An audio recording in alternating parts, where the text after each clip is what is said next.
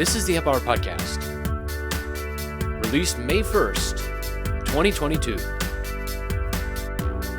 Episode 587. Biblical Broker Bucks.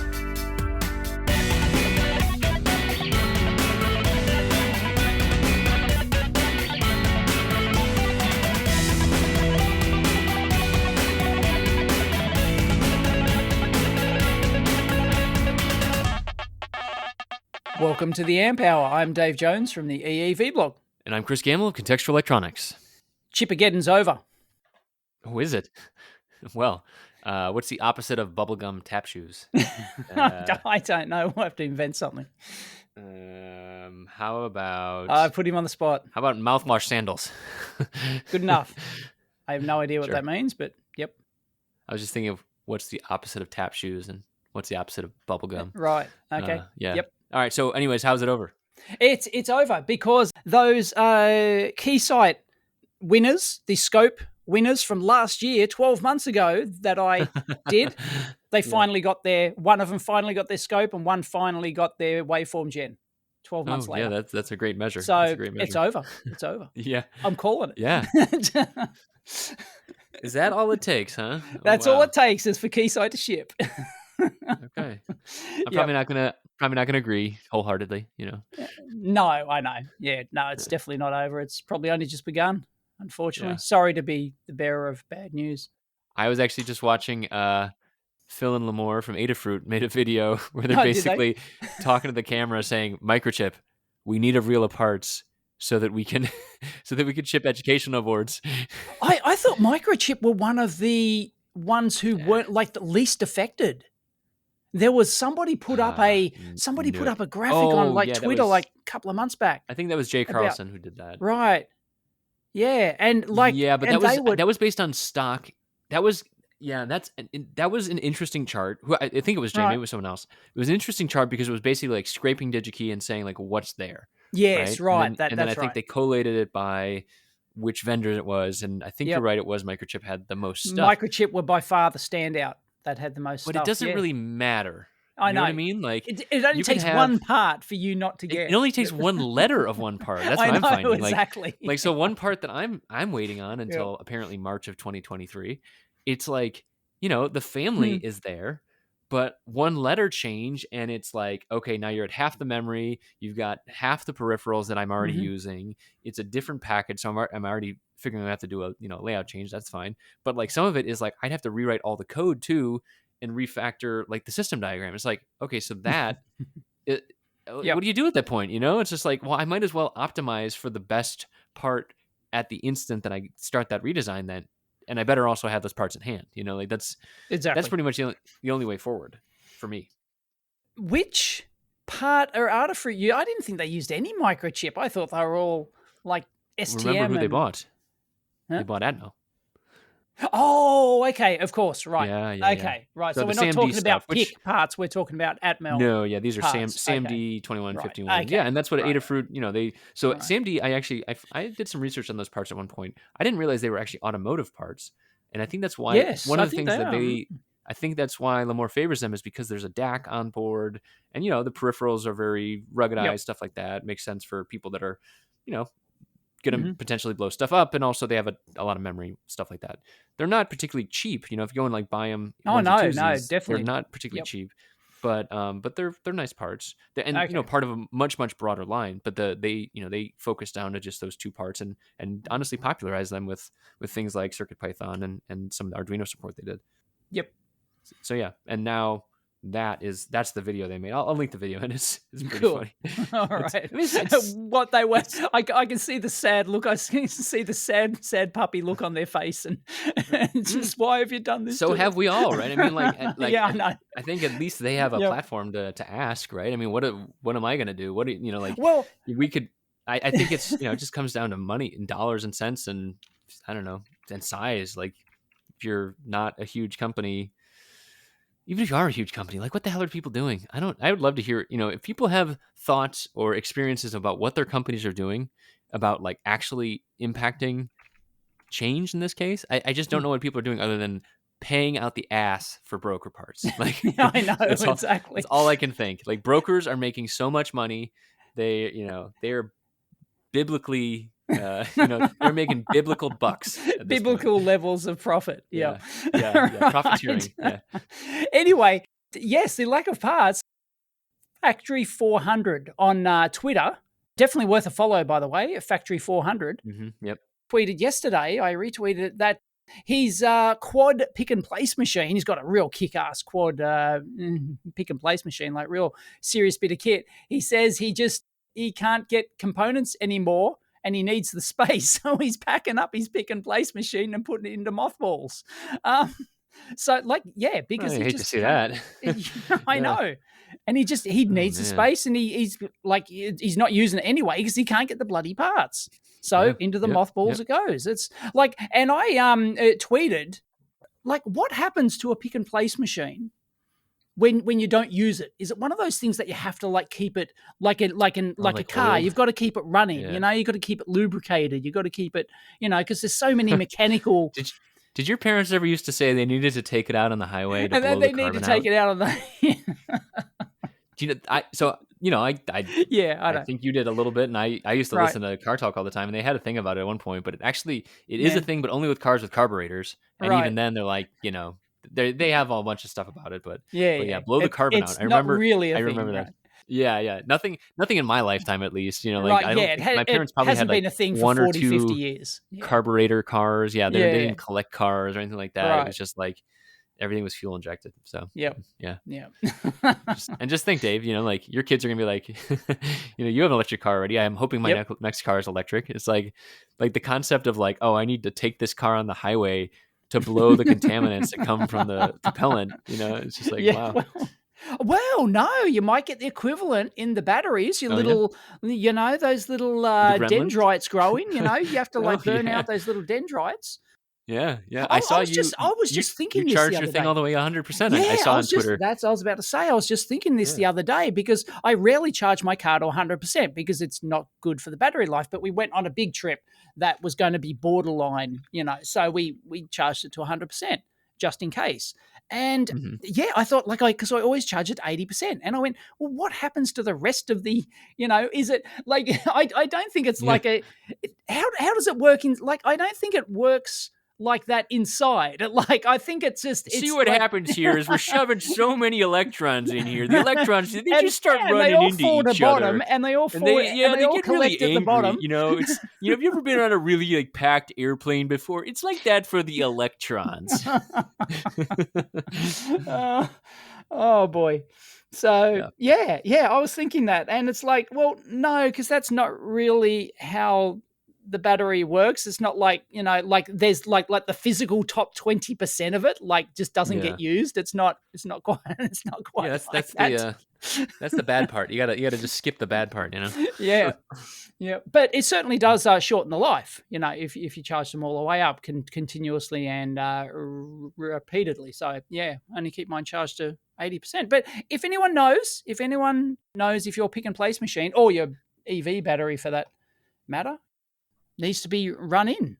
Anyway, he said he was going to keep it in a location where he could actually run it twice a month, where he could just start it up and just, have the motors whir around and,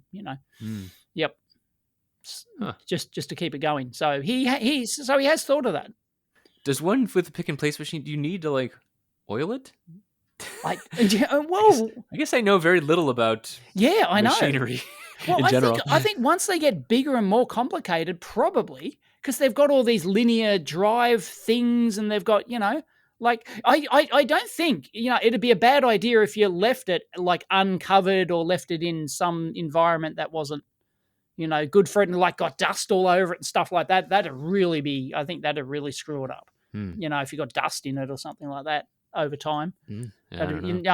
If it was like a barn find, it was a barn find pick and place machine. Yeah. There's all those American picker shows. Do you ever hear about those shows? I think we had that as a thumbnail. Yeah, I love those shows. You do? Really? Oh, man. Oh, yeah, I love Junk pickers. TV, man. Yeah, Junk I know. TV. It's great. Oh, compulsive viewing. Is this because you're like watching these shows and you're watching people like buy storage units and Yeah, you're like yeah. tapping your fingers Oh, together excitedly and you're I like, don't like. I could buy that storage unit and put it in my storage unit. Yeah, right. No, I don't like the storage unit shows.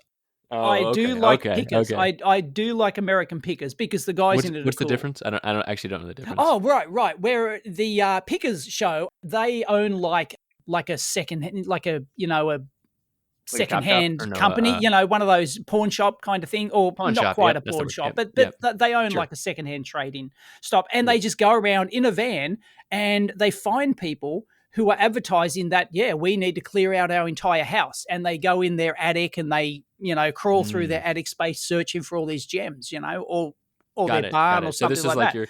your Yep. voyeuristic watching of other people going into the equivalent of the dumpster Yes, room. you go into other people's houses and barns and and things like that. Dave's interests are varied, but they rhyme. Yep. Well, and whereas the storage unit ones, they're highly produced, highly overproduced, let's say, and not that genuine. Let's say that. There's a lot of Oh, well, I fake expect my stuff in it. reality TV to Yep. be extremely reality. You're right. But the pickers one, like, you can't fake that. It's like somebody has their land is just filled with like 200 old abandoned cars, right? It's like, that's And then at the very back, they go, "Oh wow, we've never seen this before. It's such a rare find. Yep. It's a quad pick and place machine. It's a quad pick and place machine." Anyway, didn't we have? In I mint think we condition. did that as a thumbnail, didn't we? On an old episode, we had a barn find pick and place machine. I'm sure we Oh did. God, Dave, 587. That's today's show. Right. 587. Anyway. Yeah. Rings a bell, but Yeah. barn find pick and place machine.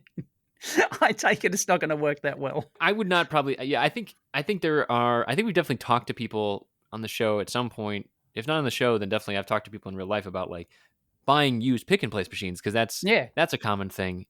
I don't know, man. People are still doing it. They're still buying pick and place machines and thinking they're you got to make a business out of it after the fact. Don't forget that, folks. Oh, right. Everybody Yeah, thinks of it's a course. great idea until you're like, oh. Now I'm done making my boards. What about? I guess I have to make other people's boards to keep the price down on this thing. Hey. All right, there's a link in here from Prism Tank 32 about PCB fabs. What's all this about? Oh yeah, this was just kind of a request. I think based on they wanted to buy something. They didn't say domestic specifically, but there was stuff up. I should probably actually have this link up. I'm doing it by memory. Oh, they're after a PCB house. Yeah, that's right. Right. Okay. I think I still almost universally point people at PCB Shopper. I think that's a good one. Yep. Do you use anything else? Which is one that gets you prices from all different places. Yes, that's one of the places I'd go with. But really, they're all so like equivalent, especially if you're just like after like a real simple, like a small, simple board that easily fits on a panel. I wouldn't even bother shopping around. I'd just get it from whoever I used last time. But maybe if I had like a bigger board that does, it's got some, more obscure stuff that may not be that cheap on a panel, or it's larger or something like that, you definitely shop around for price. Yeah. So, but who cares if it costs $1 a board or $2 a board? It's like, really. So they're also asking about assembly and, doing assembly. Right. Oh, well, that's different. This is the one thing they don't mention is cost. I don't believe. Yeah, I'd say cost is going to be the big one, and then also delivery time. And you could get in the U.S. at least, you could find probably 2 or 3 hands-off assembly houses, like digital hands-off assembly houses, and you could pay through the nose for it, and you could probably get it in less than a week, assuming your parts are available. Yep. But that's going to cost you a ton of money, like a ton of money compared to what you probably think it is. Yeah, totally. And I've used some of them, and they're great. Did the China shut down? Did the China CUF zero policy shutdown affect? I haven't been keeping up to date. I will say presumably it would have, but I've heard people have been getting shipments. I'm going, well, how? Isn't China supposed to be like literally in lockdown, like all of it? All of Shenzhen was in lockdown at one point, a couple of weeks back. Right. Yep. I have not been ordering boards lately, to my great shame. And I asked a friend about this, and he said basically his stuff was about a week or 2 delayed, but it was still getting out from Shenzhen. So wow. I just find that absolutely remarkable. Yeah. Yep. I mean, best case scenario, given, yeah, because it could have gone the exact opposite way. It could have been like, well, yeah, I'm still waiting to hear. Right. So it's, it's a big interconnected world. We're all kind of affected by world events like this. And yeah, I think it's just, I think you always have to be kind of like ready for a plan B in that case. Like what is your risk tolerance for, people probably don't think this at the time, but like as soon as you hear, so say you send out a board on a Monday and Shenzhen announces everything's locked down for the next week to month on Tuesday. I think on that Tuesday, you need to ask yourself, like, what is my real deadline on boards in-house, my cost tolerance, my, like if it's like well, I don't care about it, you just let it go. You just say, all right, it gets here when it gets here.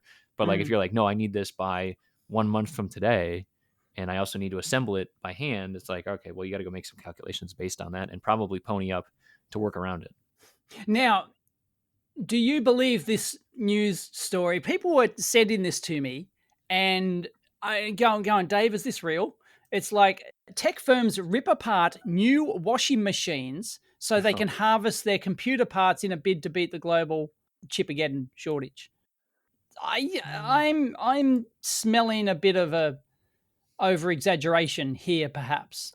But I can imagine scenarios where if you're a high value-added company, right? Like you make small volumes of stuff and you absolutely need these chips and you make massive margins on. I can and there happens to be a chip in a washing machine, like the huge big washing machine, right? That you can't get anywhere else, and it happens to be inside these new washing machines. I can imagine actually buying a couple and tearing the chips out. But geez, I mean, I don't know if this is real. I don't know if this is actually. Yeah. I think the externalities of buying a washing machine and throwing out the parts you don't need is significantly lower than it should be. You just pay to throw it away, right? I mean, like that's pretty bad. But yeah, I can't see how that's really real. I'm just not. They said we were going to buy 10. Let's see, this is a hearsay, but they said we're going to buy 10,000 washing machines and take the sensors out of them. What are we going to do with leftover appliances? Let's do that tomorrow. Which sensors are they talking about? I don't know. Yeah, I think this has been handed down and pretty apocryphal. I don't doubt that people are doing this with dev boards. I've heard it's happening with dev boards. Yeah. I desperately need one chip and it's on a dev board. So I don't know. People are doing crazy stuff right now. I will say that. Yeah, I know. Is it any better or worse? I'd say it's possible, but I don't think it's actually real. I don't. Yeah. I will say that the ripple effect from any of these decisions, like I think about like, okay, so going back to my, designing in a part that's in the same family, but a different part, right? So I now go and I say, okay, you know what? I think I can buy the half memory part that I have never bought before, but happens to be in stock. And I need 1,000 of these parts. And I see there's 1,000 in the ecosystem. And I say, you know what? I think I can squeeze it down into that firmware, the firmware image into that thing, and I think I can make it all work. And I go and I buy 1,000 parts because I'm going to do that. Well, someone else was depending on that 1,000 parts being there, maybe to buy one, maybe to buy 100, or maybe to buy all 1,000, and then they have to do that, and it just ripples on and on and on down the line. And so that's we're going to be part of this ping pong, I think, for probably months even past when the chips start flowing in. So just. Also, this Daily Mail this is a terrible site. This is like it's one of those rags. It's one of those. It really seems like it. Yeah, but anyway, that's where the article. Clickbait. I'm claiming clickbait. Yeah, there's it's just plastered with so many ads and those stupid pop-ups. There's viral stories. I was thinking like the celebrity stories is really they're all those celebrity stories down the side and at the bottom and stuff. Yeah. It's just absolutely choked with them. I mean, like it's quite horrific actually how much crap is on there. But anyway, that's where the story happens to be. So I'm just calling kind of BS on that one. What do you think? I mean, what's the craziest thing you have to do for a chip in the past? Like, I mean, it's not like you were designing electronics during this time, but I'm sure that there's been shortage situations. When I was a boy, I've still got chips here that I desoldered from boards when I was like 10. Though. And I was using them. Access. Yeah, that was just, access. But also, you should sell those chips. They're probably worth a lot now, Dave. Yeah, right. Yeah, I know. Yeah, that CD 4001 from 1980 is really valuable now. Oh boy. Anyway. Yeah. Yep. I mean, you Those were the should days. see. I mean, there's no real open market. I remember the guys that did Earl and Machina.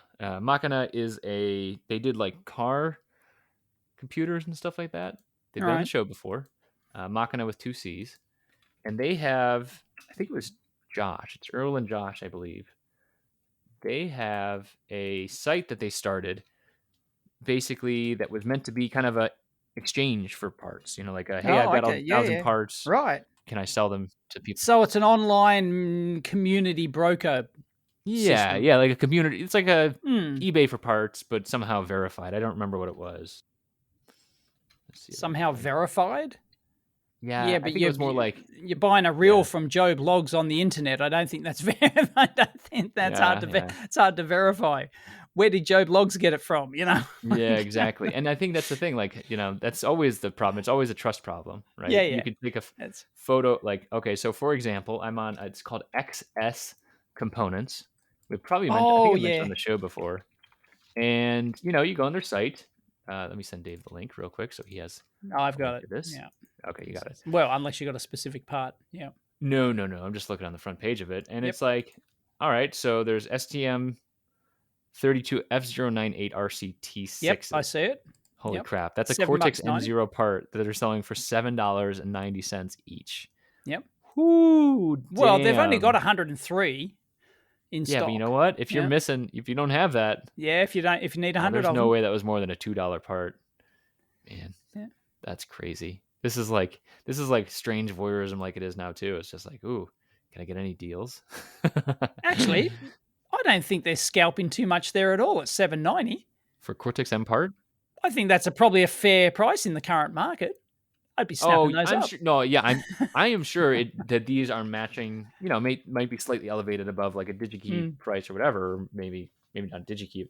Probably significantly above a DigiKey, but like probably lower than just a general broker that might be able to get you 10,000 of these parts. But Oh, still, hang on. I'm sorting by price. The most expensive part is $1,500, and they've got 6 in stock. What the heck is that? oh, that's gonna be like FPGA, right? Hang on. What the $509? AU Optronics. No, give me something that I've actually heard of. Give me like a. Oh yeah. And Intel. No. Okay. They've got an STM32F779 at $110 each. Okay. They've got 2,900 of those bad boys in stock. And they show real photos of them. Yeah, I think that actually does help to, like you could fake that, but it does help a little bit. Oh, and they've got like the bag seal dates and exactly how many are in the bags, and they've got photos of the individual medically sealed bags. This really helps with the confidence side of things. Yeah, definitely. It does. I feel like I feel like we're giving like, however many listeners we have, like a little bit of hope. And I want to just squash it right now. There's almost 0% chance they have the parts you need. Just so you know. Yeah, right? yeah, They have exactly. 200 pages with like 5 pages. Yeah, no, it's not. Yeah, Yeah, the there's odds not of many it's parts here. No, Yeah, there's not. This is not the answer for you. I'm sorry about that. Yeah. However, still kind of fun to look through. Right. Oh boy. Yeah, I mean, this is always a trust problem, right? I mean, this is the point of like centralization in the chips industry, anyways, right? It's like I trust DigiKey, Mauser. Yes, of course. Maybe because newer. They're a tier 1 supplier. They're like, yeah, exactly. They get their parts directly from the manufacturer, and they're certified.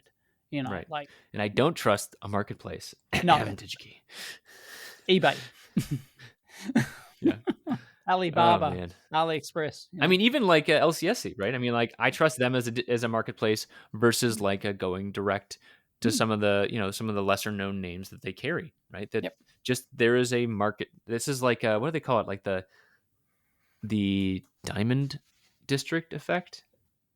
Never heard of it. Yeah, so the Diamond District is a section of New York. Right. And you'd think like, well, if you had a diamond store, wouldn't you want to be like completely separate so that you stand apart, right? You like, hey, I'm a diamond store, but I have all these beautiful wares and I don't have anything to compare them to. But there's like an effect where there's actually a benefit from all the diamond stores being in one district. In one there, you appear reputable because you're around other reputable companies. There is that, but actually it's also the like comparison shopping as well. I think it's just Right. like the marketplace actually increases the overall value, even though you get comparison shop. There's like some weird economic effect. I'll probably just copy and paste the link that I find, to be honest, if I'm being Right. honest here. Yep. But it's an interesting read. Although a pro tip, shh, don't tell the secret, but diamonds aren't actually worth anything. Shh, just just putting it out there. Don't spread it too far. Okay. Anyway, all right. Yeah. Speaking of bullshit, which is diamond prices. Seriously, Diamonds are a Dave's best seriously, friend. try and go sell a diamond. You'll find out how much they're really worth. Okay. Okay, Dave. You and Reddit all agree on the same things here. We get it, buddy. My father-in-law's a jeweler. He makes top notch. Really? He's one of the top jewelers in the country. Makes the jewelry for all the top notch, names. All the Aussie football stars. Right. All the teeth that got knocked out by the Aussie football players, and they all those fancy ones you see in the wedding magazines and stuff like that. He's made all those. So fancy. Anyway. Yep. So I know a thing or two. Anyway. Oh yeah. I'm sure. Yeah, I'm sure you know a thing or two. Right. Speaking of bullshit, Dave heard about it over a potato salad at a family dinner. No. Seriously, go and try and sell a diamond. Anyway, speaking of bullshit, somebody put this on the thing. Who put it on here? Timmy time. Timmy time. You'll know all about that soon, Chris. Timmy time. No. You don't know about it yet? I don't know that reference. Oh, Timmy time. Being a father? Is this? It's a cartoon thing. It's a kid's. Yep. Oh, I see. Yeah. No, It's Timmy. It's Timmy. Yeah, Timmy time. Anyway. I'm going to be thrust into the world of terribly annoying cartoons. And terribly annoying. I'm already in the Pixar world, but by choice. But the everyday cartoons. The best is Bluey. I'm not biased because it's Australian, but the best, the highest quality children's cartoon is Bluey. Got it. It is awesome. Got it. I've heard that even all these Americans are now speaking with Australian accent. We have covered a lot of ground in this episode already. You can tell we haven't talked in a couple weeks because we are all over the place, man. Oh boy. Just wait until what I've got next. Okay. Anyway, Bluey. Apparently, all the Yanks are speaking. All the Yankee kids are now speaking with Aussie accents because of Bluey. So, sorry, Bluey. Is this like a blue? Oh my god, you haven't heard of Bluey? Oh my god, Bluey's the best. All right, you know what? All right. Bluey's the best. It's because he's an Australian blue healer, right? That's the idea. Yep. Yeah. Okay. Oh, it's not a he. Oh, sorry. Bluey's actually a she. A lot of people are surprised to learn this. Yep. I used to have a blue healer, an Australian Shepherd blue healer. Really? It was a she as well. Yeah. Her name was Lola. You probably heard her on very early recordings of the Amp Hour. Oh, there you go. Yeah. I bet I could go back and find Lola. Lola always managed to sneak into. Right. All of my dogs have always snuck into the Amp Hour at one point or another. So. Anyway, Bluey is the best. Okay. Bluey. Yep. Trust me. Great. Yeah. I will go check it out.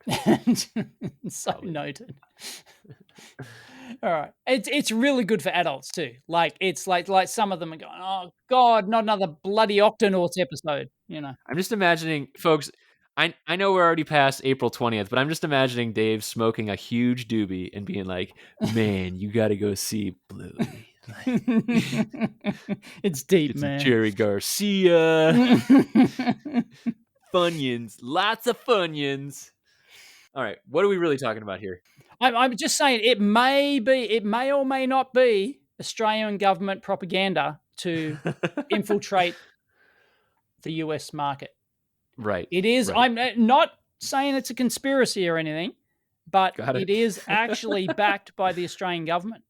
If you actually go look who funded it, secretly funded by the Australian government. So I'm just putting that out. What would be the impact of a bunch of American kids speaking with Australian accents?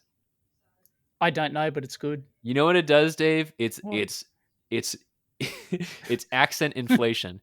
You know, like all the people You know, all the like the medium good looking Aussies that come to the US, and all these people over here, they just swoon and like, oh, I Yeah. love your accent. You know Accent. what? Yeah. Doesn't matter anymore. Doesn't matter. The kids talk like that too. You know what? That's Right. annoying Right. now. Oh yeah. Yes. All right. Yeah. It dilutes it. It dilutes it. That's right. Inflation. Mm. We're living in an inflationary age, and Wow. Bluey is part of the problem. All right. Now I sound like I've been smoking pot. What are we talking about for real other than Bluey? We're back onto bullshit. Yeah. Somebody posted this on the Reddit, so it's not just me doing it. Somebody posted it. They wanted it. Got a couple of thumbs up, I think. 2 thumbs up. So there you go. Talk about it. Is that no? It isn't a thumbs up on Reddit, is it? It's an arrow up. An upvote. Upvote. Anyway, Belkin Belkin's a big name. They make all sorts of quite big. Yeah. Computery type stuff. They've partnered with WeCharge. Okay. Yes, wireless power. And I will, of course, link in my video. There's debunk involved here. Okay. 1092. We charge IR wireless charging, fact or fiction. So I have done a video on that, and I will send you the link. There it is there. So yeah, we charge. This is infrared wireless charging. So this is directed infrared wireless charging. So it doesn't just shoot it out. It figures out where it is and then shoots an infrared laser at. I think it's an infrared laser. Jeez, it's been so long since the video. And yes, it's an infrared laser. So it's Linus from Linus Tech Tips. We've also got another thing on him today on the list. And so we can segue into that later, Chris. Just a professional heads up there. Okay, thanks. Anyway, so yeah, he did a video on this, like sprouting how wonderful it is, and they sent in the train demo, like this train runs around the track, and then he puts the infrared wireless transmitter on the ceiling, and it follows the train around, and it shoots an infrared laser beam to it, and it powers the train. It's like whoop-de-doo. Yeah, so like it's an open cavity. I think the principle is open cavity laser. The way it works is that, like, normally a laser itself is a closed cavity, but in this particular case, I think I'm going by this was 3 years ago. Yeah. That half of the cavity is up in the transmitter and the other half is down in the receiver. And so it forms the path forms the laser cavity. So you have to understand how lasers work and bounce back and forth and, stuff like that. So apparently that's how they make it safe in quote marks. But is the official, I believe, was my verdict on that. Yeah, and I think I would be on that. I mean, anything with, wireless power works, colon. Anyway, so but who cares? Not enough to care, right? No, exactly. All these things work, right? U-beam works. Solar roadways works, right? They all work, right? Yep. They proved the demo that they were trying to prove. They don't prove the commercial capability. Yeah, so what's happened here, I think, even though I haven't read into the details, is that WeCharge have obviously convinced Belkin that, or maybe they've gave them convince them somehow to do a press release that they're teaming up somehow, and Belkin are just looking into it. Like, you won't find a WeCharge wireless charger on your Belkin branded WeCharger thing on your shelf anytime soon or ever, really, because it's not practical. Yeah. It's just I just always imagine some entrepreneur type person like getting a press release and then like just flogging the hell out of it and then getting it, to places like The Verge and like stirring up all this crap. It is the staple. The press release is the staple of all. In fact, I've done a video. It was an hour long, and I didn't release it. Well, I sort of released it to my backers, but I thought it was way too long. Anyway, it was a follow-up. You too could be a Dave Insider. Just join my Patreon. Mm-hmm. And so I wanted to redo it because it was like 55-minute video. I can link it in, actually. Oh. And and it was just like, they've another wireless power bloody company. They just use the press release thing. Yeah, I right? think this is the wiggle. They're sensationalizing and going for the quick hits. That's Yeah. They're like, we're partnering up with this company, and it's like this company is just going, we'll kind of talk to you. And see what you got, but and then boom, that company plasters it all over. We've got a deal with Belkin, and it's just exactly grown. Yeah. Well, one thing that comment down at the bottom of this Verge article mentions is just like the low power sensors and stuff like that. And that is actually something I wanted to talk about this week. How about Oh, that? okay. Oh, okay. Unexpected segue. They mentioned Thread and Matter. I got invited to speak at the Thread group's like member meeting. Who's And I was very Thread? What? Thread. Yeah, this is what I mentioned at the end of the show 3 weeks ago. Yeah. And I Okay, said, I've already Dave, forgotten. this is this thing that I'm working on, and it's so cool. It's Thread. And you're like, Oh, yeah. And then the show ended. Yeah, And right. yeah. Okay. Yeah, that really stuck in my mind. Yeah, I know. The reason I wanted to talk about it, because what it really was for me is it actually was a callback to how naive I was. I mean, I'm still very naive, don't get me wrong. So I made this ABC board, right? Do you remember me talking about that probably Yeah. nonstop when I was making Yes. it, right? And so that had an NRF52840 on it, which is normally like a Bluetooth chip, but it can do other types of 2.4 gigahertz radios. Mhm. And it had a cell modem on it, and it was meant to plug into a Raspberry Pi.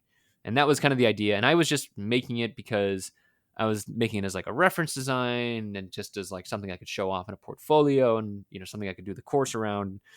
From that perspective, I think I did okay. Like I showcased what I wanted to showcase on the build side, but from like a product design piece, I left it completely half-assed because I like what I had basically said, and this is, coming at it from like a hardware only perspective, was like, well, I'll figure out the software later. You're right. I know Bluetooth's a thing.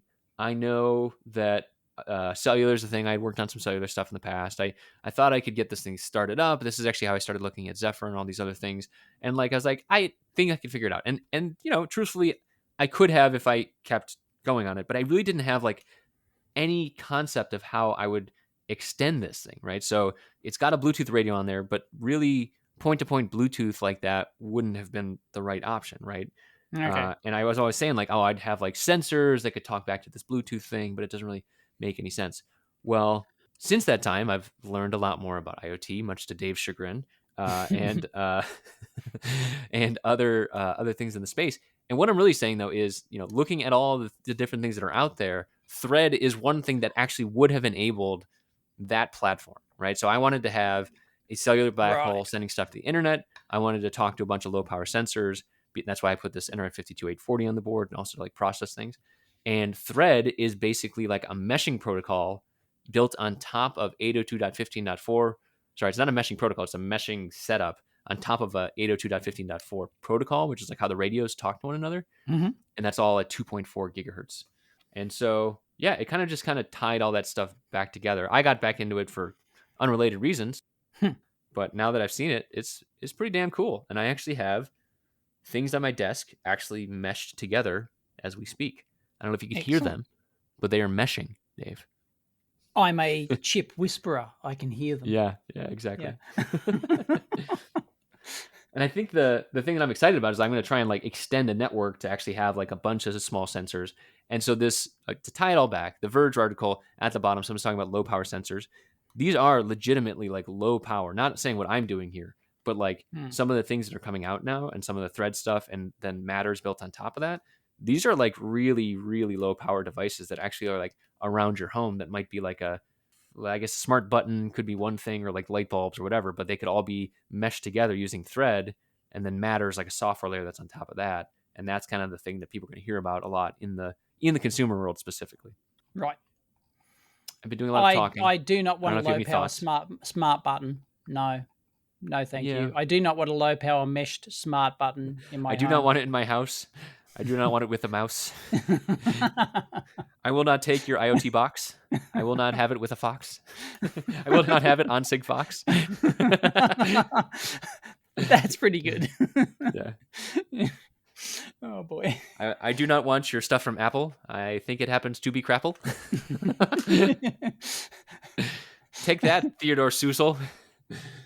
Oh boy. Yeah. Yep. Anyways, right. I'm really excited about it. I think, from an industrial perspective, it's probably not going to be super huge in industrial because, there's meshing protocols that are out there. There's like Linear Tech, now Analog Devices, had bought this thing called Smart Dust or Dust Networks or something like that a couple 10 years ago, I think at this point. There's been meshing is not a new thing. It is increasingly in the zeitgeist, at least in my zeitgeist. That's not how zeitgeist works. And I think what people are going to hear a lot about is Matter, and that's built on top of Thread, and that's some of the people I got to talk to and go present in front of and got some stuff working. And I think for people that are looking to do low power projects for themselves or for clients and stuff like that, I think actually Thread might make sense in that case. Got it. So, well, cool. Yeah. All right. Yeah, it's kind of cool. It's kind of cool. It's the way that I'm kind of telling people about it. It's kind of like if you had a Bluetooth device, but if it had an IP address, right? Which is kind of crazy, right? You think about, most people don't think about having like a. So if you had like a, do you have a smartwatch or do you do fitness trackers? No, I hate I hate smartwatches with a passion. I just thought, you're so into fitness that maybe you broke down a little bit. No. Okay. Well, the thing that bugs me. Tell me what bugs you. You go into the gym, right? Really pisses me off. You go into the gym. Dave goes to the gym a lot. If people are listening and they don't know, Dave is a gym rat, like very fit Dave. So he knows gyms. I do. Yeah. Technically, I'm a qualified gym instructor. So interesting. Yeah. Anyway, you should start a cross promotional platform. Right. Yeah. Getting EEs in shape. Yep. Harder challenge has never been. Well, attempted. I have actually done a video on this. I've done lab workouts. Yeah, but I'm saying you actually have to get people motivated to replicate it. Right. Oh, boy. Anyway. You and I have been talking for 12 years. Hasn't worked on me yet. There's no hope. No, there's all right. Anyway, what was I saying? A thing I hate, right? You go to the freaking gym. People like, oh my God. Is it too much to ask to leave your shoe phone in the locker? They're sitting in the class. It's just like I'm the only one standing there without a phone. Everyone else is just sitting there and just scrolling like seconds before the class starts. Some of that, Dave, what is wrong with social these humans? anxiety. I don't know if you know that. Oh my God. The phone is a crutch for social anxiety. So you're just so comfortable in your own skin. What you should really do is walk up to them and make them very uncomfortable. Be like, hello, I would like to start a conversation with you. Yes. Yeah, I'll walk up to every girl in the class and say, I would like to start a conversation with you. Well, don't be creepy, but like... Yeah, it's... oh, my God. And then during the track, they're like, okay, let's take a 30-second rest. Boom, on the phone. I know, Dave. This is more of a kids these days thing. This is a... And not just kids. Who are we kidding? Adults. Who are we kidding? Yeah. Oh my God. I was referring to 25-year-olds as kids, just so you know. Well, okay. Yeah. Okay. Well, you're getting old now. Yep. Yeah. Anyway, so if you were to have a wrist computer, Bluetooth stuff, it's almost always talking back to your phone, and there's usually not a publicly addressable IP address on that thing because there's nothing forwarding packets along you. If you're talking to it from the internet, you're talking to the phone, and the phone says, "Oh, I can translate this down to wrist compatible stuff over Bluetooth." There's Bluetooth, what's it called? It like broadcasts and advertises services and whatever. So, right. So it's a little different like that. And groovy. Pretty cool. I think it is groovy, Dave. Groovy, baby. I'm gonna say it. IoT is kind of cool sometimes, man. Yeah. Okay. I'm drinking the Kool-Aid. It's delicious. Can we talk about Bob Weidler, please? Sure. The opposite of IoT. Yep. Bob Weidler. Anyway, there's an excellent article by Jake Hertz. Yep. Love it. Like, come on. If you're a columnist on All About Circuits, your name needs to be Jake Hertz. If you're a wrestler, Right, yeah. What would be your wrestling name? Well, Mine? Can we? Mine would be the... Dr. Diode or something. I don't know. How about like the bomb dropper, but it's BOM? Oh, the bomb. Right. No, that can be your finishing move. The bomb. Oh, yeah. The bomb drop or something. Yeah. The parts bomb is your finishing maneuver. Parts bomb. Yeah, there's a lot of silly jokes in there. What about yours? What? Oh, I think I'll start after this. I don't know. I'll start a thread on Twitter. How about that? Okay, I like it. What would your wrestling name be? And it's got to be electronics related. Yeah, of course. Right. Yeah, and you have to have like an associated like. You have to have a finishing move. And what would your finishing? Oh yeah, move a finishing be? move. But I was thinking actually more like the Mexican wrestlers that have like the face mask. Oh, yeah. What are they called? I forget what they're called. Lucha Libre. Luchadors, yeah. Yep. Lucha Libre? Yeah. Yeah. Yeah, it's gotta like be matching for that sort of thing. So if like you're the bomb dropper, you have to have like a spreadsheet on your face. Oh, as a mask, right? As a mask, yeah. Like printed on fabric. You don't have to wear of course. paper. Yep. Yeah. All right. I would have like a 555 printed on my. There you go. Yeah. Or maybe a Weidler current source, perhaps. Yeah. Yeah. Right. The Weidlerizer.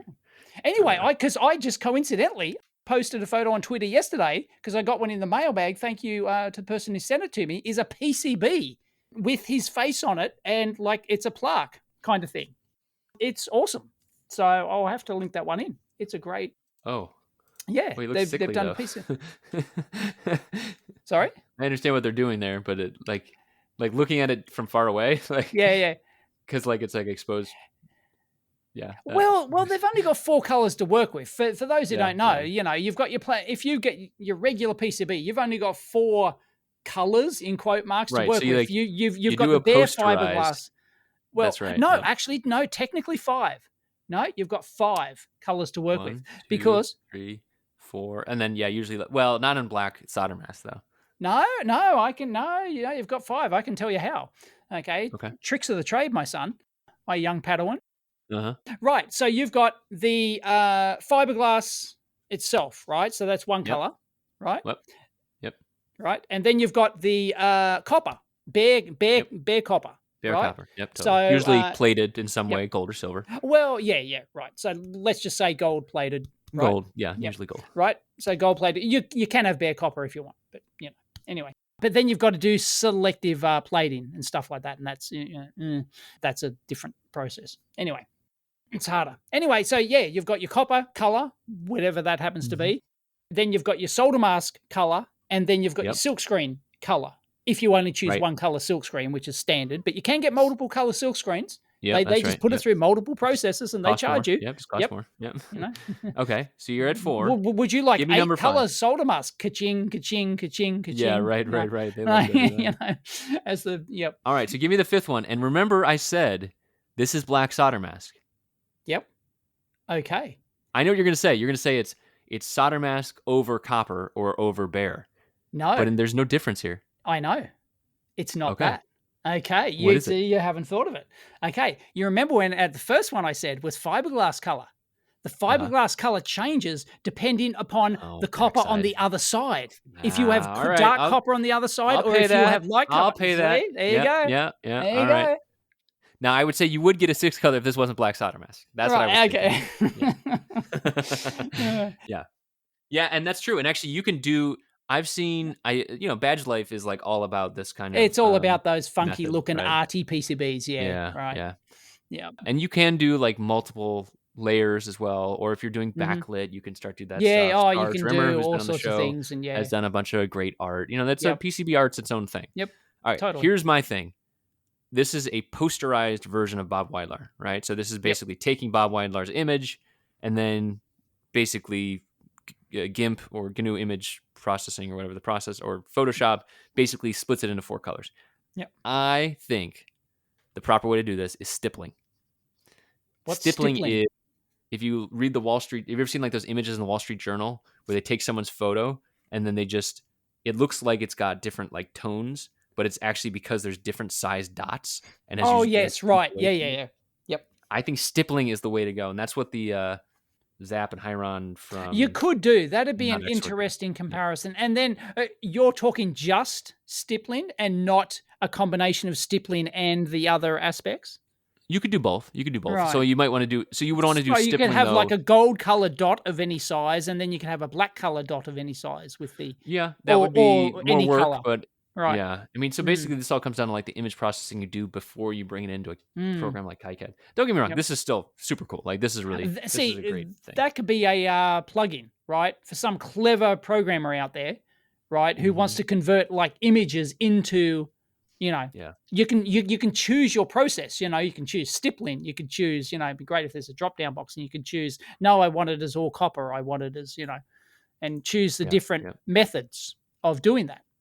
Yep. So there are internet points on offer for the first person who comes up with a plugin for KiCad for doing really good images for importing already. Yeah, I've never imported. SVG. Right. That's one. That's the plugin that currently exists. So that's going Okay. from, I think, Inkscape to Right. KiCad directly. Got it. Yeah. But it doesn't do anything fancy like tonally change the Yeah, no, size you of have to dots. have the Right. art all ready to go. And really, yeah, Right. you have to kind of, I think really over time, you have to kind of just start to, you have to do it a couple times to be like, oh, actually, I could have done this or this. And, look at other people's art too. It's, like I said, it's its own, it's this weird, like, own realm of the art space. Yeah. We're like artists, Dave. Like, I'm like a Totally. PCB artist. Yep. Yeah. Nice. But all right. Well, the first person to do that will get a shout out internet on points the Amp Hour. from Wow. Dave. Wow. That's Yeah, worth it. It's worth a lot. It's worth a lot. No, you could actually sell it though. Seriously, you could sell. Right. I would buy that plugin. Right? No, you wouldn't. Why? When's the last time you paid for software? Yeah, you pay for some software. I pay for software all the time. When's the last time you used KiCad? I don't think you actually would. Come on. I would pay. I don't think you would. Why? All right. Now there's a thing. You could say people could make this software and then they could get a check from Dave and prove me wrong. I don't understand why you think that I wouldn't pay for software. I know you do pay for software. I know you do because you use Sony Vegas and stuff like that. And yeah, you're right. I just don't think this is. Have you made any RGB-PCBs lately? I mean, like... No, but if I needed to, I would buy that plugin. Okay. All right. No, all right, I wouldn't just buy it if I have no plans to use it. I would, Okay. All right. Sorry. But if I wanted to use it, I would go, yes, there is value in that. Right. There is value. To recap, the ways to get mentioned on the Amp Hour. I'm not talking hundreds of bucks for it, right? Yeah, you said 50 bucks. You'd 20 bucks. You'd pay a 10 or a 20 or something, Yeah. Sure. Yeah. Totally. Yep. So there's money to be had there. I think there's money to be had. The ways to get mentioned on the Amp Hour are two ways. One, make this plugin, which we just came up with. Right. Or two, be a cartoon dog that has an Australian accent. That's the other way to get mentioned on the Amp Hour. Right. Yep. But they're not just a cartoon dog. They're a... Dave, I don't want to... No spoilers. Anthropomorphic. They're an anthropomorphic dog. No spoilers. Oh my God. Blue is great. Come on. I know. I can tell how you feel about Blue. You're going to love it. Well, maybe you won't, but I don't know. It doesn't matter though. You've already. Yep. You've I've made already seeded it. All right. Point clear. Yeah. Okay. So let's talk about the chip shortage again, and a way Again? around it. Yes, the ESP USB bridge converts ESP32S2 or S3 into a USB to UART chip. One part I cannot find often is the CP2102. Which is what I use for a lot of. Hang on. So you're saying I can't get this UART RS232 bridge chip, so I'm going to use an even more rare STM32 chip to do it. No, ESP32. Oh, ESP32s. I will say, props to Espressive. I mean, I have been seeing a lot of availability for them. Like, right. I don't know why. Maybe it's just where I'm looking and the types of things I'm looking at. This is where you'd salvage a chip. This is like, because can't you buy these like things for, like I've got a dozen of these bloody things lying around, right? If I needed a chip, I would, like obviously I don't have any in volume, but you can buy these for like $2 on AliExpress or eBay. I can go and buy a USB to serial yeah. converter on Amazon. Yeah, that's not really the problem. It's more designing it into a product. Yeah, right.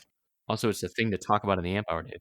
But that's, oh man, imagine if you did that, right? I mean, how much is an Expressive ESP32? I don't know. Depends if it's a module or a chip, but I'd say a chip, $1 to $2. Right. And how much is a UART to RS232? I haven't priced one for a while. 10 cents? 20 cents? Silicon Labs CP2102, about $3 or $4. What? Surprisingly expensive. Yeah, they're expensive. Really? Wow. Yeah, well, it depends on the volume, but yeah, I guess I've paid as little as I think. Like, I'm usually low volume. Why would anyone pay that for a UART to? Because for a USB to, like, you can get any USB micro and convert it into that, right? Any USB capable. Come on, right, any USB capable micro can be turned into a USB to UART bridge, surely. With software, yeah. Yeah. So why would you pay a couple of bucks for a bridge chip? I don't get it. Sometimes they get specced in as other things. All right, here we Yeah. go. Looking at the completely barren DigiKey CP2102 list. Actually, no, that's not true. There are some here. Yeah, but these are the ones you can get all those Asian clones of, though. That's right. This Yeah, is the how you can get it for CH340s. $2 delivered. Yeah. You know, I mean, Yeah, surely the chip has to cost 10 cents. Look, I'm going to do this. I'm going to go to LCSC, right? Mm-hmm. And Yep. what is the cheapest USB UART? How would you USB UART? How would you search for it? Yeah, USB. I'd say if you search USB UART. Interface Okay, so ICs. there's other features in here. Sometimes the other thing is that they get specced in because that's what reference designs have. Like, like that's of course. Yeah. Other interesting thing about the CP2102, because I've used it a bunch, and I've also used the EFM8, the part it's based on. It is an EFM8. Right. What? It's the EFM8 UB1 with a ROM. So that's pretty cool. Okay. Yeah. So it's kind of basically exactly what you're saying. Any USB capable. I wouldn't agree with any, but I guess any could be. Any could in theory. Yeah, anyone. Yeah, you're right. Any even if it didn't have a UART, even if it didn't have a hardware UART, you could do a bit bang the software thing. Yeah. Right. So yeah, I don't. Yeah. True. But this has a ROM, so it's already there, right? I mean, that's right. the idea. Is yeah. Okay. I don't know why, because you're right. It's the CP2102 GMR on DigiKey, single quantity, 506. It's an old one. Okay, that's why. That's bonkers. That just seems nuts. I don't know why anyone would. USB 2.0. Yeah. Not recommended for new designs. But you can get 40,000 of them, so Okay. So that's a balance point there. Weird times we're living in, Dave. Weird times. I'm having a hard time actually searching for this on LCSC. So search for CH340. CH is I forget the name of the chip maker, but they're coming out with some crazy ass parts. We've talked about them on the show before. They're in USB IC. I remember first hearing about them. I think the 330, but that's like a low cost USB to serial. 48 cents. 122,000 in stock. One off price. 48 cents. CH340. So what we're saying here is parts in China are sometimes lower cost than in the US. Is that the conclusion we've come to? Dun, dun, dun. I know, right? Oh my god! Seriously, we've cracked it, Dave. And there's another brand. So this is a WCH Jiangqingheng brand. Oh no, they're all WCH. Okay, so CH is that's who the company is. Yeah, and if you want quantity, 31 cents in 1,000 of quantity. That's what I'm talking about, right? So there you go. They've got no shortage. They've got hundreds of thousands in stock. How did we start talking about this again? I have no idea. We were saying... Doesn't matter. I was saying you could turn an ESP32 into this. That is correct.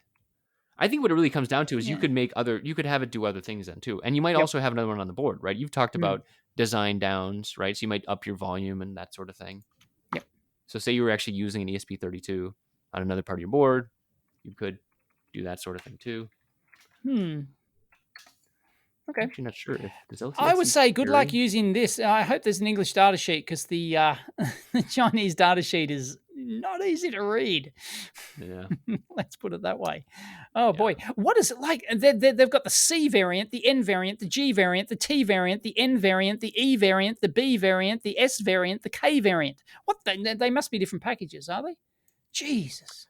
Yeah, I know a lot of the parts come insane. in SOIC 16. That's how I often see them. Yeah, that is the most common. Yeah, but anyway, yep, there's like 200,000 in like 400,000 in stock if you count all the different variants. Yep. So there you go. Yeah. I'm going to LCSC more often than I used to. I'll tell you that much. Yep. For better or worse. Yeah, they're one of those things that we almost couldn't do without now, aren't they? It's one of those.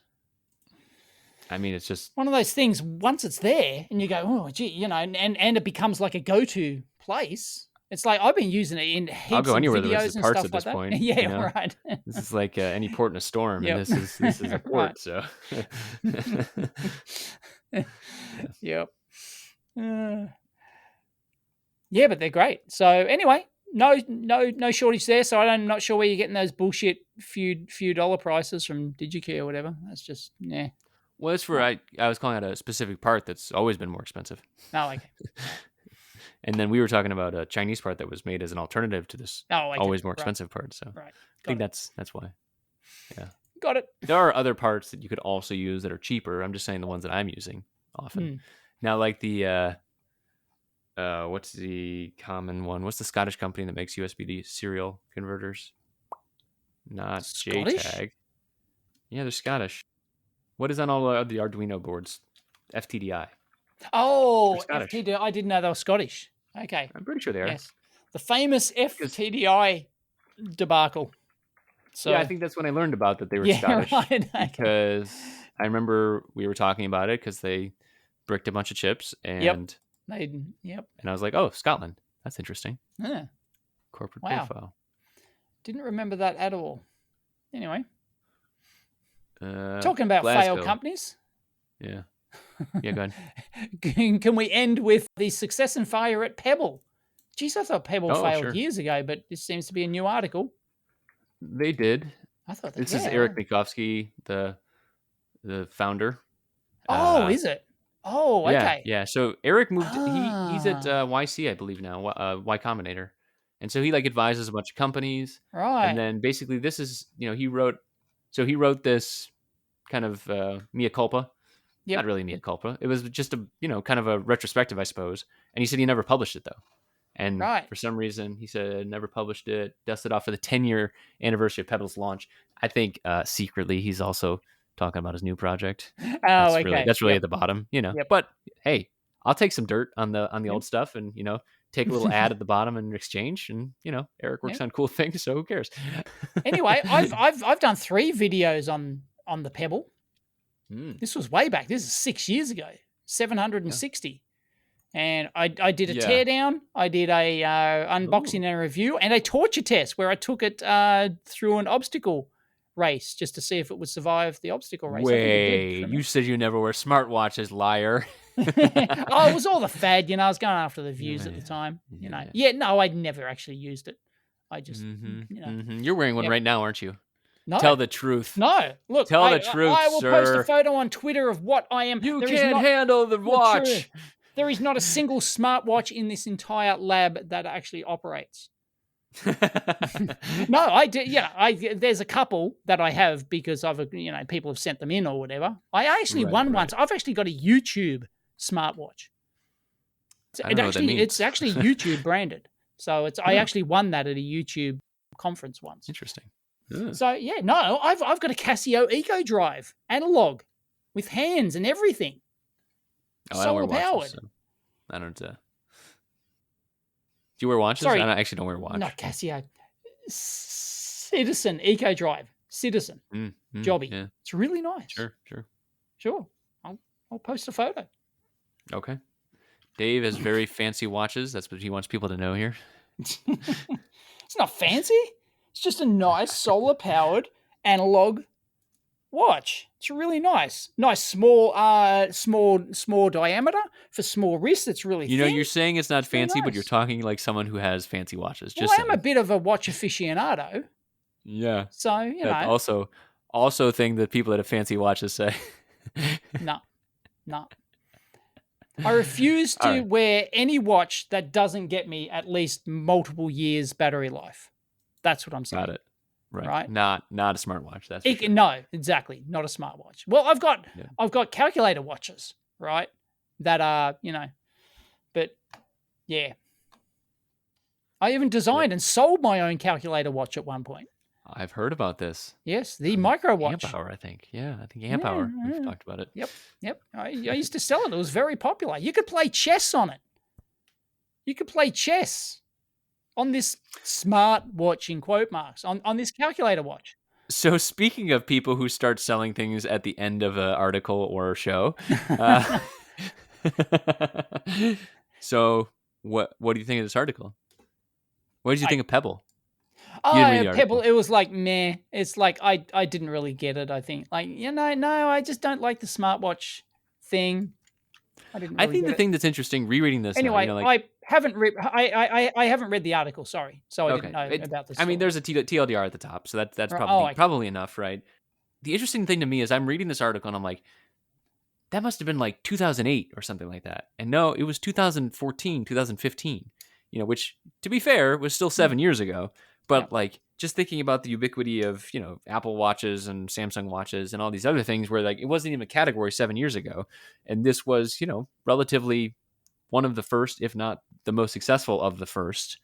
And it's just like, and then they folded, and so that's what this article is about. They basically had a cash crunch, which was one of their problems, right? Yep. Yeah. Yeah. And so he, further down, he kind of talks about some of the technical stuff. He talks about his CTO, Andrew, who we've had on the show before, if people don't remember that. So I will link that in. And Andrew talked about some of the technical challenges at the time. And and they also, their quest for huge growth. Whereas, they started out as the geeky hacker user base, and they, trying to pivot to whatever this huge growth model because they got investors in or whatever. I'm sure they got investors in. Yeah, I think they did. Yeah, they got huge investment in, and you have to show huge growth, right? That's right. And that just killed them. It's just Oopsie. I can't tell what year. There's no comment section on this episode of the Amp Hour. I'm not sure if I turned it off or if our site's failing. Probably the latter right now. But there's no comment page, and that's how I tell what year it was. But it was episode 175. That sounds pretty old. It's pretty old. Say. Yep. Yeah. This is so weird. Is this because it's a tag? What is going on here? Dave, how does our website work? I don't know. You're the one in charge of the website. Yeah, I know. WordPress. Yeah, I was actually looking at this the other day, and I went, we need to update our WordPress thing because it does not put the published date on it. I was just thinking or weeks ago, last month or something, that there is no, like, I was looking for a date. Sure. Yeah, I was looking for a date, and it's not. I think we need to. There must be like a show date option, show published date option in WordPress somewhere. I think there surely is. Yeah, I could probably put that in the design or something. I think we need to update that because that's valuable. Yeah, it is valuable. And I think, like I said, usually I look at the comment section, but then if there's no comments, if there's no this is why people should comment so that I can. Right. So that Chris can, and we can both know. Oh, you know what? That's what it was. That's why. So we close comments after a certain amount of time to get rid of the spammers. That's right. Yep. And so if no one commented on it, it's then closed, and so it doesn't look like anything's there. Yep. Okay. But we do enable comments again now, so you can actually comment. That's right. Yeah. And we haven't been spammed. So. Oh, sure we have. Just not. Have we? Not much. Oh, okay. Right. I haven't seen any. So. Yeah. Right. Last thing, did you like my art on the 2 episodes ago? I didn't get a chance to ask you about it, but I was very proud of it. Which one? A Star Wars one or? The Star Wars one, yeah. Yeah. I it's pretty good, did right? like it. I commented on believe I commented on Twitter about it. I think you did, yeah. Can I scan your badge? These days. Do you want one of our PCB rulers? What is your estimated yearly volume? Says Princess Leia. I would tell Princess Leia anything. Yeah, 100 million, Leia. 100 million. Yeah. Oh boy. Yep, that's pretty cool. Pretty cool. I guess that's an hour, It's been good. We've been literally all over the place with this show, but it's, it's good old fashioned Amp Hour right here. Yep. I'll try and add dates to future posts. And you'll watch Bluey and get back to us, and you'll watch Bluey on the next show. I mean, it's 9:44 here, which means 9:44 p.m. That means I probably have at least 10 hours to go watch that before I have to start work tomorrow. Totally. So, yeah. Bring it on. Got heaps of time. I'm gonna go brew some coffee. You do know that each episode's only 7 minutes long. I'm sure there's 1,000 of them though. So. Well, there's, I don't know. It's probably Here 50 now. I don't know. Bluey fan of the future. Yep. Bluey's awesome. Talk to you soon. Catch you next time.